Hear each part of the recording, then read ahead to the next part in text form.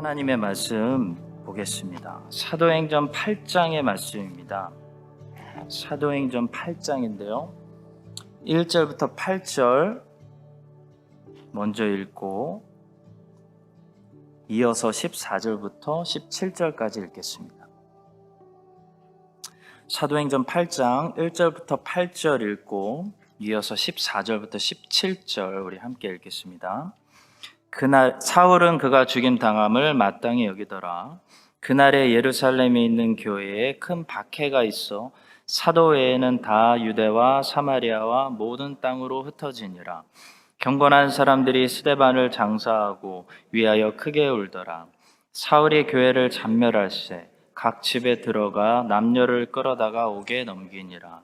그 흩어진 사람들이 두루 다니며 복음의 말씀을 전할세 빌립이 사마리아 성에 내려가 그리스도를 백성에게 전파하니 무리가 빌립의 말도 듣고 행하는 표적도 보고 한 마음으로 그가 하는 말을 따르더라.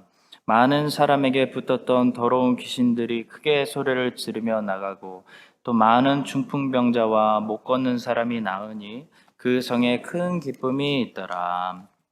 예루살렘에 있는 사도들이 사마리아도 하나님의 말씀을 받았다 함을 듣고 베드로와 요한을 보내매 그들이 내려가서 그들을 위하여 성령 받기를 기도하니 이는 아직 한 사람에게도 성령 내리신 일이 없고 오직 주 예수의 이름으로 세례만 받을 뿐이더라. 이에 두 사도가 그들에게 안수하며 성령을 받는지라. 아멘. 네, 오늘 사도행전 강의 13번째 시간입니다. 더 좋은 것이란 제목으로 말씀을 전하겠습니다. 믿음의 눈으로 보지 않으면 지금 이 사도행전 8장의 본문의 상황은 매우 좋지 않은 상황입니다. 교회를 향한 박해가 있어서 많은 사람들이 교회를 떠났습니다. 몇천 명까지 부흥되었던 교회가 이제 사도들과 핵심 멤버들만 남고 다 떠났습니다. 뿔뿔이 흩어졌다는 거, 겪어보지 않은 교회는 알지 못하는 아픔입니다.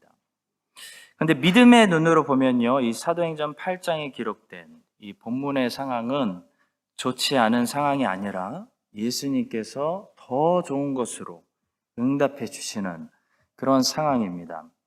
우리가 낙심하지 말고 항상 감사하며 하나님께 기도해야 할 것은 우리 눈에 별로 좋아 보이지 않는 상황도 하나님의 섭리 안에서 우리에게 더 좋은 것으로 주시는 상황일지도 모르기 때문입니다. 오늘 본문을 통해서 더 좋은 것을 주시는 하나님의 은혜의 말씀 몇 가지를 나누도록 하겠습니다. 자, 첫 번째로 박해와 어려움은 하나님의 말씀을 더 널리 전파시키는 좋은 도구가 되었다라는 사실입니다.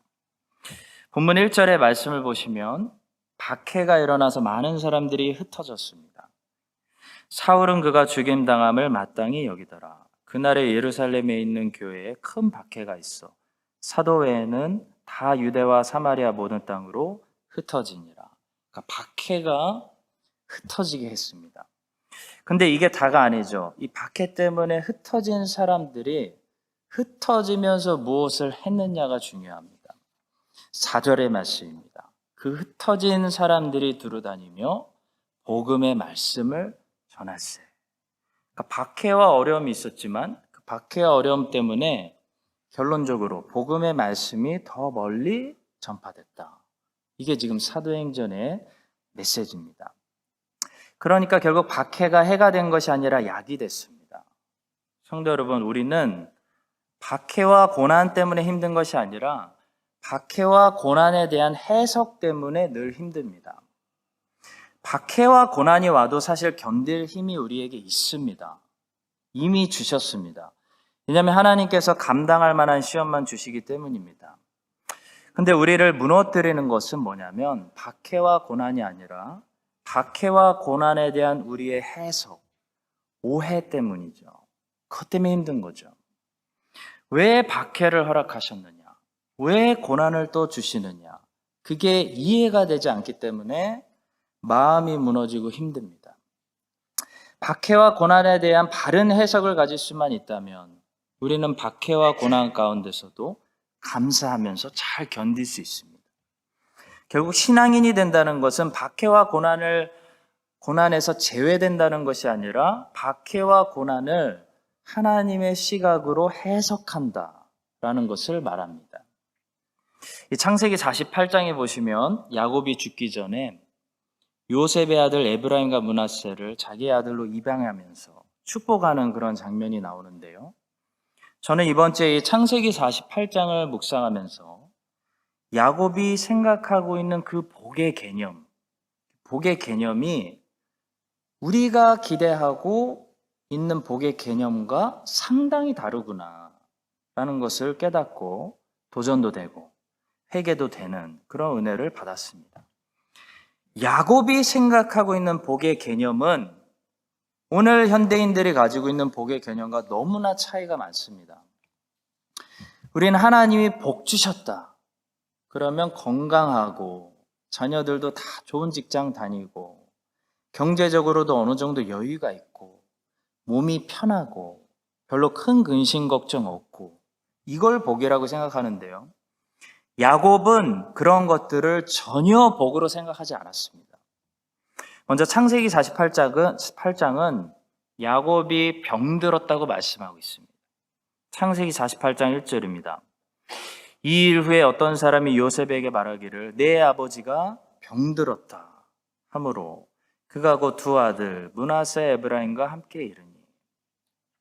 그리고 16절에 야곱의 고백을 들어보면 야곱은 전혀 이 땅에서 평안하거나 형통하게 살지 못했습니다. 16절입니다. 나를 모든 환난에서 건지신 여호와의 사자께서 이 아이들에게 복을 주시오며. 야곱은 모든 환난을 당했습니다. 물론 하나님께서 그 모든 환난에서 야곱을 구원해 주셨지만 야곱의 인생은 환난의 연속이었습니다. 그가 바로왕에게 고백했던 것처럼 그의 인생은 참 험악한 세월의 연속이었다는 것이죠. 자, 그런데도 야곱은 자신이 비참하다고 생각하지 않았습니다. 야곱은 자기가 복 있는 사람, 복 받은 사람이라고 생각했다는 거죠. 그 말은 야곱은 오늘 우리와 전혀 다른 복의 개념을 가지고 있었다는 것을 말씀합니다. 야곱이 가지고 있었던 복의 개념은 무엇이었길래 그는 환난당하고 전혀 평안하지 않고 험악한 세월을 이 땅에서 나그네로 살았는데도 불구하고 노년에 병들었는데도 자신은 세상에서 제일 복받은 사람이다. 이렇게 남을 축복하는 야곱이 될 수 있었을까요? 바로 야곱은 번식을 하나님이 주시는 복으로 여겼기 때문입니다. 창세기 48장 3절과 4절을 들어보십시오.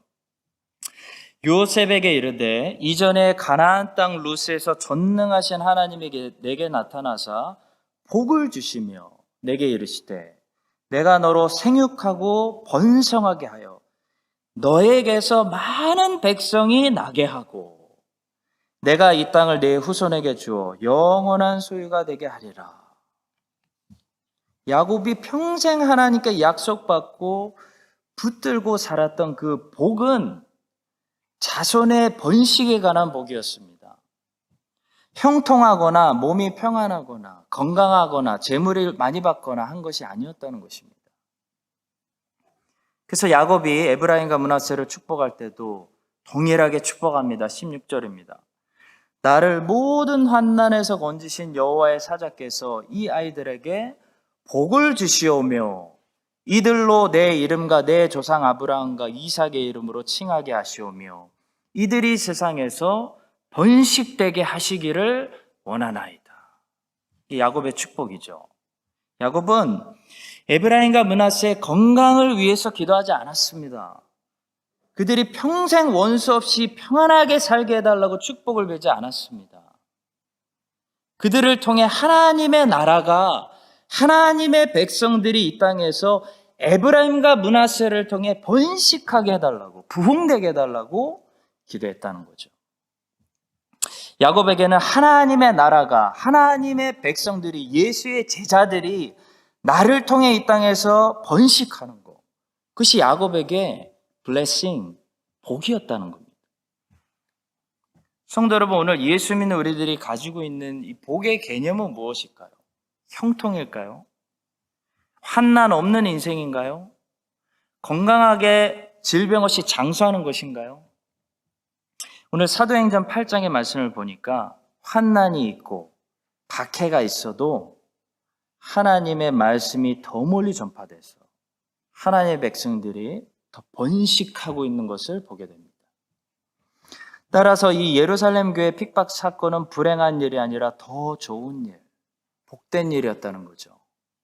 주님의 말씀이 생각납니다. 나로 말미암아 너희를 욕하고 박해하고 거짓으로 너희를 거슬러 모든 악한 말을 할 때에는 너희에게 복이 있나니. 성도 여러분, 고난이 문제가 아니라요, 고난에 대한 우리의 잘못된 해석이 문제입니다. 고난이 우리를 괴롭게 하는 것이 아니고 고난을 잘못 해석하고 하나님을 오해하기 때문에 우리가 괴로운 것입니다. 박해가 없는, 고통이 없는 평안함을 절대로 복으로 여기지 마십시오. 복받은 인생 아닙니다. 위험한 인생입니다. 하나님의 교회는 편안할 때 항상 부패하고 타락했습니다. 여러분과 제가 야곱처럼 이 복의 바른 개념을 가지고 있어서 하나님의 나라가 예수님의 제자들이 나를 통해 이 땅에 번식하게 되는 것을 참된 인생의 복으로 여기고 모든 환난과 어려움과 박해를 끝까지 견뎌내는 우리 모두가 될 수 있기를 예수님의 이름으로 축원합니다. 두 번째로, 하나님은 우리보다 더 좋은 것을 알고 계시다는 사실인데요. 그렇다면 무엇이 더 좋은 것인가? 본문을 통해 더 자세히 구체적으로 몇 가지를 살펴보겠습니다. 첫째는 예루살렘 교회보다 흩어진 교회가 더 좋은 것이다 라고 말씀하고 있습니다. 우리는 옛날이나 지금이나 예루살렘 교회를 너무 좋아합니다. 예루살렘이라는 한 특정한 지역에 수천 명, 수만 명을 모아놓고 숫자를 자랑하고 힘 자랑하기 좋아한다는 거죠. 그러나 하나님은 우리를 흩으셔서 세상 구석구석에 하나님의 흩어진 교회들을 세우시는 것을 더 좋아하십니다. 베드로는 베드로전서에서 예수 그리스도의 핏부림을 얻기 위해서 이 택하심을 받은 백성들에게 한 가지 별명을 지어주고 있는데요. 그들을 뭐라고 부르고 있습니까? 흩어진 나그네라고 부르고 있습니다. 베드로전서 1장 1절과 2절입니다. 예수 그리스도의 사도 베드로는 본도, 갈라디아, 갑바도기아, 아시아와 비두니아에 흩어진 나그네, 곧 하나님 아버지의 미리 아심을 따라 성령이 거룩하게 하심으로 순종함과 예수 그리스도의 핏부림을 얻기 위하여 택하심을 받은 자들에게 편지하노니 은혜와 평강이 너희에게 더욱 많을지어다. 성도 여러분, 우리 크라이스트처치 한인 장로교회를 10,000명 모이는 교회로 만들 생각을 하기보다는 이곳에서 10,000명의 제자들을 양육해서 세상으로 흩어보낼 비전을 가져야 됩니다. 그것이 건강한 교회, 주님이 보시기에 더 좋은 교회입니다. 어제도 청년 한 명 만나자고 해서 2시간 넘게 제가 면담을 했는데요. 목사님, 한국으로 가고 싶고 나중에 미국으로 가고 싶습니다. 그래서 제가 제발 좀 가라고 축복해 줬습니다. 저는 항상 청년들에게 잘 준비된 다음에 더 넓은 세상으로 가라, 가서 하나님 나라를 확장하라 권면하고 있습니다. 준비가 안 된 청년들은 안 보내지만 여기서 더 이상 배울 게 없다고 판단한 청년들은 빨리 미국으로 가고 영국으로 가고 공부도 더 하고 가서 교회를 개혁시키고 예수님의 제자들을 삼고 하나님 나라를 확장시켜라 라고 권면하고 있습니다. 성도 여러분, 몇천 명이 모여서 자기들끼리 사랑을 나누고 사도들을 통해 매일 좋은 설교 듣고 했던 그런 예루살렘 교회보다 세계로 흩어져서 곳곳에서 작은 교회들을 세웠던 이 흩어진 나그네들이 하나님이 보시기에 더 좋은 교회였습니다. 예루살렘 교회에서 성도들은 약 8년 정도 행복하게 신앙생활하면서 잘 준비되어졌습니다. 그것은 양육되는 시간, 준비되는 시간이었습니다. 인생에 다시 오지 않는 하나님이 특별하게 축복하신 8년의 행복한 시간이었습니다. 그러나 하나님께서 이제 됐다라고 판단하신 순간부터 예루살렘 교회는 전 세계로 뻗어나가서 더 많은 교회들을 흩어진 교회로 그 모습을 바꿨습니다. 우리 크라이스트처치 한인 장로교회도 이곳에서 양육받은 예수님의 제자들이 전 세계로 흩어져서 가는 곳마다 하나님의 교회를 든든히 세우고 수많은 제자들을 양육하는 그런 하나님이 보실 때 흩어진 나그네들, 더 좋은 교회 될 수 있기를 예수님의 이름으로 간절히 축복합니다. 하나님은 우리보다 더 좋은 것을 알고 계시는데요. 무엇이 더 좋은 것인가? 둘째로 유대인 중심 교회보다 이방인 중심 교회가 더 좋은 교회였다라는 사실입니다. 이것은 하나님께서 유대인들을 차별하셔서가 아니라 유대인 교회는 유대인들만 중심되는 교회였는데요. 이방인 교회는 어떤 한 그룹이 민족 중심으로 형성되는 것이 아니라 다민족으로 섞여 있는 교회였기 때문입니다. 민족 정체성을 뛰어넘은 교회였다는 거죠. 우리는 지금 사도행전 8장에 도착했습니다. 사도 바울의 이방인 전도 사역이 시작되는 13장에 도착할 때까지 지금부터 사도행전은 어떻게 이 유대인들이 이방인들을 향해 마음을 천천히 열게 되는지를 보여주고 있습니다. 8장에서 사마리아의 복음이 전도되고요. 9장에서는 이방인 사도 사울이 회심하고요. 10장에서는 베드로가 로마 백부장이었던 고넬료의 집에 들어가서 전도를 합니다. 처음 들어가서 같이 음식을 먹습니다. 11장에 보시면 이방인들이 대부분이었던 안디옥 교회가 세워지는 것을 보게 됩니다. 이렇게 사도행전은 예수님을 영접했지만 여전히 지독하게 유대주의를 벗어버리지 못하는 이 사람들이 어떻게 점점 하나님의 말씀에 순종해서 이방인들에게 마음을 열게 되는지를 드라마처럼 보여주고 있습니다. 그러다가 사도행전 15장에 가면 큰 충돌이 한번 일어나죠. 이 유대주의자들이 헬라인 그리스도인들에게 예수를 믿는 믿음만으로는 충분하지 않다. 모세 율법도 지켜야 되고 할례도 받아야 된다. 그 급기야는 잘못된 복음을 전하는 일이 일어나게 됩니다. 성도 여러분 기억하십시오. 민족주의를 떨쳐버리지 못하면 이렇게 잘못된 가르침, 잘못된 말씀, 다른 복음을 전할 수가 있습니다. 그리스도인이 된 후에도 한국 사람, 일본 사람, 중국 사람, 이 민족주의를 너무 지나치게 강요하고 민족 색깔을 너무 지나치게 가지고 있으면 주님이 우리에게 가르쳐 주신 진리의 말씀을 전하는 것이 아니라 한국의 컬처를 가르치고 한국인의 유교 사상을 섞어서 가르치고 있는 다른 복음을 전하는 실수를 우리도 유대인들처럼 할 수 있다는 거죠. 유대인들이 그랬습니다. 그들은 예수를 믿고 난 뒤에도 지나치게 민족주의를 벗어버리지 못하고 있었습니다. 그래서 유대주의자들은 잘못된 복음을 전했고 그들이 잘못된 율법주의를 가르쳤기 때문에 사도 바울이 큰 고생을 했습니다. 성도 여러분, 우리 한인교회들은 이제 더 좋은 교회들이 되기 위해서 우리의 정체성을 다민족 교회로 확장시킬 때가 왔습니다. 이미 늦었죠. 이미 호주나 캐나다, 영국 같은 사회는 다민족 사회입니다. 아무도 이제 민족 따지지 않습니다. 그런데 교회는 굉장히 여전히 민족을 따지죠. 민족 중심으로 모이고 있습니다. 한인교회, 중국인교회, 일본인교회. 물론 우리가 뿌리를 잇지 않는 것은 중요합니다. 또 모든 그리스도인들은 애국자가 되어야 하는 것이 맞습니다. 그러나 애국자와 민족주의자는 다릅니다. 애국자는 한국을 사랑하는 것이지만 민족주의자는 한국만 사랑하는 것입니다. 크리스찬은 애국자가 돼야지 민족주의자가 되면 안 되는 것입니다. 호주에서 제가 경험했던 새롭게 살아나고 부흥되는 교회들은 전부 지금 다민족 교회입니다. 한 가지 예로 멜버른의 호산나 교회라고 있습니다.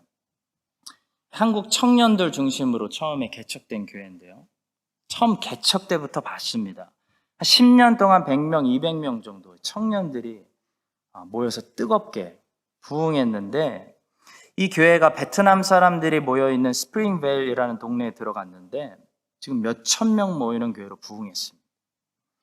한국인이 부흥한 게 아닙니다. 한국인들은 여전히 200명 정도 되고 전부 핵심 멤버들인데요. 나머지 몇천 명은 아프리카 사람들, 베트남 사람들, 호주 사람들, 중국 사람들, 전부 다민족이 모여서 찬양 부르면 자막이 영어, 한국어, 중국어, 베트남 몇 개로 나오고 그런 교회로 성장했습니다. 제 형님이 다니는 멜번에 있는 침례교회, 호주 침례교회도 이제 호주 사람들만 다닐 때는 그렇게 크지 않은 교회였는데요. 중국인들이 전도되기 시작하니까 이 사람들을 한 명 전도하면 10명을 데려오는 거죠.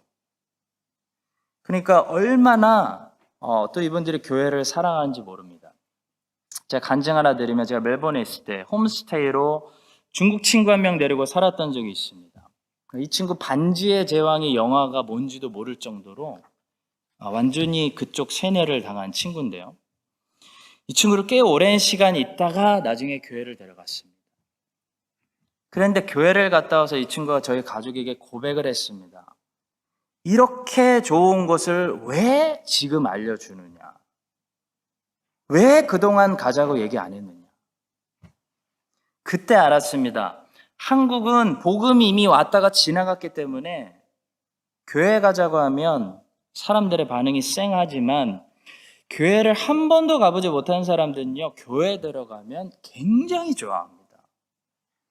어떻게 이런 곳이 있을 수 있느냐? 이게 정상적인 반응이라는 거죠. 교회를 처음 본 사람들의 정상적인 반응입니다. 성도 여러분, 한인 이민교회들 민족주의를 계속 고집하면 딱 20년 정도 남았다고 봅니다.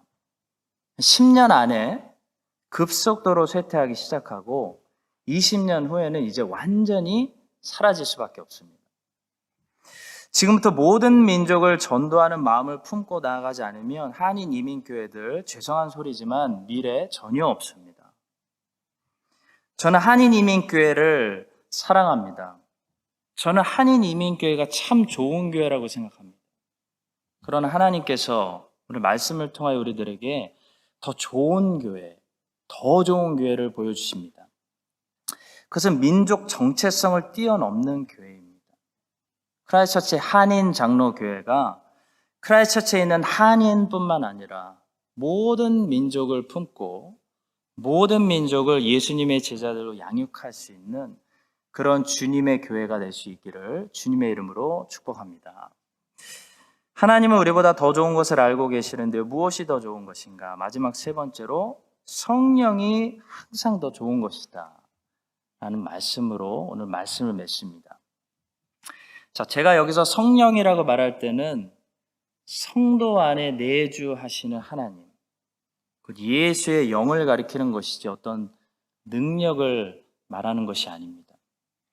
성령님은 내 안에 오시는 하나님의 영, 내 안으로 들어오시는 예수님의 영입니다. 성령은 항상 성부와 성자로부터 나오십니다. 그래서 성령이 하는 일은 예수를 증거하는 일입니다. 성령은 우리 안에서 예수를 증거하십니다. 그래서 성령 받은 사람은 예수를 보지도 못했는데 순교하면서도 예수님을 부인할 수 없는 것입니다. 왜냐하면 성령께서 안에서 자꾸 예수를 증거하시기 때문입니다. 이 성령님이 언제나 우리에게 더 좋은 것입니다. 우리가 지금 좋다고 생각하는 것들이 있죠. 건강했으면 좋겠다. 형통했으면 좋겠다. 저도 좋다고 생각하는 것들이 있습니다. 교회가 평안했으면 좋겠다. 교회가 정말 기쁨이 넘쳤으면 좋겠다. 이렇게 우리가 생각할 때 좋다고 생각하는 것들이 다 나름 있는데요. 주님은 우리가 생각하는 것보다 더 좋은 것을 지금 말씀하십니다. 주님이 주시는 것은 항상 더 좋은 것입니다. 뭐가 더 좋은 것일까요? 바로 성령님입니다. 우리 안에 계시는 하나님입니다. 우리 안에 성령님이 충만해서 우리의 외부 환경과 관계없이 내부적으로 예수님과 깊이 교제하고 예수님과 깊이 연합하고 하는 것이 하나님이 주시는 더 좋은 것입니다. 마태복음 7장 11절은 하나님이 우리에게 좋은 것을 주신다고 약속하는 말씀입니다. 너희가 악한 자라도 좋은 것으로 자식에게 줄 줄 알거든 하물며 하늘에 계신 너희 아버지께서 구하는 자에게 좋은 것으로 주시지 않겠느냐. 그런데 마태복음에 기록된 저 좋은 것이 누가복음에서는 성령님으로 바뀌어 있습니다. 누가복음 11장 13절입니다. 너희가 악할지라도 좋은 것을 자식에게 줄 줄 알거든 하물며 너희 하늘 아버지께서 구하는 자에게 성령을 주시지 않겠느냐. 성도 여러분, 무엇이 좋은 것이죠? 성령님이 좋은 것입니다. 오늘 사도행전 8장의 결론도 결국 사람들이 좋은 것을 받았다라고 증거하고 마치고 있습니다. 그들이 무엇을 받았죠? 바로 성령을 받았습니다. 성령 받는 것이 너무 좋으니까 심지어 마술사 시몬 같은 사람이 성령 받게 하는 능력을 달라고 시기할 정도였습니다. 사마리아 사람들도 성령을 받았고 이디오피아 내시도 성령을 받았습니다. 사랑하는 성도 여러분, 제일 좋은 것이 뭐냐면 성령을 받은 것입니다. 왜냐하면 성령은 우리 안으로 들어오시는 하나님의 영이기 때문입니다. 성령 받는 것보다 사람이 받을 수 있는 더 좋은 선물은 세상에 존재하지 않습니다. 여러분들이 복음을 듣고 예수님을 믿고 중생했다면 여러분은 세상에서 제일 좋은 선물을 이미 받은 것입니다. 여러분 안에 하나님의 영, 성령이 살아계시기 때문입니다. 성도 여러분, 밖에서 좋은 것을 찾지 마십시오. 이미 더 좋은 것을 여러분과 저는 우리 안에 가지고 있습니다. 우리 안에 계시는 예수님, 예수님의 영과 날마다 교제할 수 있는 것, 동행할 수 있는 것보다 더 주신 큰 축복의 선물이 없습니다. 여러분과 제가 이 사실을 다시 깨닫고 우리 안에 살아계신 성령님과 날마다 동행하고 교제하며 더 좋은 삶을 살아갈 수 있게 되기를 예수님의 이름으로 간절히 축복합니다. 우리 함께 기도하고 우리 주일 모임이 막혔기 때문에 우리 수요 예배 오늘부터 다시 축도하지 않고 함께 기도하고 음악 틀어드리면 각자 기도하고 돌아가는 시간 갖도록 하겠습니다. 사람들 눈치 보지 마시고 오래 억지로 앉아 계셔도 됩니다. 하나님이 주시는 소원 가지고 5분이든 10분이든 각자 기도하고 돌아가시면 되겠습니다. 먼저 오늘 우리에게 주신 말씀 가지고 함께 기도하겠습니다. 부르짖어 기도하겠습니다. 첫 번째로 고난과 박해가 문제가 아니라 고난과 박해에 대한 해석이 문제입니다. 해석이 우리를 괴롭게 합니다. 우리는 고난에서 제외되지 않습니다. 기대를 버리십시오. 야곱도 병들었습니다. 복받은 사람 야곱 평생 환난당했습니다. 한 번도 편안하게 두 발 뻗고 잔 적이 없었을 것입니다. 재물 많이 받은 것 같지만 나중에 다 기근 때문에 다 날렸습니다. 가난해졌습니다. 아들도 죽은 줄 알고 평생을 살았던 사람이죠. 근데 야곱이 될 수 있었던 것은 야곱이 가지고 있었던 복의 개념, 바로 나를 통해 하나님의 나라, 하나님의 백성들이 번식할 것이다, 가득할 것이다 라는 그 믿음 가지고 그걸 복으로 여기고 살았다는 거죠. 그래서 에브라임과 므낫세를 그렇게 축복했습니다. 에브라임과 므낫세야, 너희를 통해 하나님의 나라와 하나님의 백성들이 이 땅에 번식할 거야. 여러분, 무엇이 복이죠? 여러분과 제가 질병 없이 형통하게 평안하게 뉴질랜드에서 주는 거 먹으면서 사는 것이 복 아닙니다. 고난이 있고 고통이 있고 싸움이 있고 전쟁이 있고 해도, 가난이 있고 해도 나를 통해 예수 그리스도의 제자들이 이 땅에 번식하게 하시고 번성하게 하시옵소서. 이게 복이라는 거죠. 그런 삶을, 복된 삶을 여러분과 제가 살아갈 수 있도록 주님 에브라임과 므낫세처럼 우리를 통해 예수의 사람들이 이 땅에 가득히 넘쳐나게 하여 주시옵소서 라고 우리 함께 기도하도록 하겠습니다. 우리 함께 기도하겠습니다. 두 번째로 기도하겠습니다. 더 좋은 교회는 예루살렘 대형 교회가 아니라 흩어진 교회입니다. 더 좋은 교회는 민족 중심으로 뭉치는 유대인 민족교회, 한인교회가 아니라 온 세계인들이 모이는 다민족교회입니다. 그런 더 좋은 교회로 우리 800만 디아스포라 한인 이민교회들이 잘 트랜지션 할 수 있도록 우리 자녀들부터 잃어버리는데 참 개탄한 그런 현실입니다. 다른 사람들을 전도하는 것이 아니라 우리의 자녀들이 우리에게 상처받아서 교회를 떠나는 그런 이민교회 현실입니다. 정말 우리 한인교회들이 우리 자녀들을 이해하고 다민족을 품는 그런 더 좋은 교회로 사도행전의 역사를 쓰는 우리 800만 한인 이민교회들 될 수 있도록, 우리 크라이스트처치 한인 장로교회 될 수 있도록 우리 함께 기도하도록 하겠습니다. 마지막으로 기도하겠습니다. 성령님이 하나님이 주시는 제일 더 좋은 선물입니다.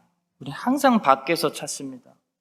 밖에서 찾는데요, 오늘 사도행전 8장의 결론, 성령을 받았더라. 사마리아 사람들이 성령을 받고 이디오피아 내시가 성령을 받고 우리 안에 오신 예수님, 우리 안에 내주하시는 하나님보다 더 좋은 선물은 없습니다. 여러분들이 기도하고 간구하고 최고 것이라고 생각하는 것보다 훨씬 더 좋은 것을 이미 안에 가지고 계시는 것입니다. 그 안에, 내 안에 계시는 하나님과 가장 좋은 선물과 날마다 교제하고 연합하고 사랑을 나누고 하는 그런 더 좋은 삶을 살아갈 수 있도록 우리 함께 마지막으로 기도하고 각자 기도하고 돌아가시겠습니다. 함께 기도하겠습니다.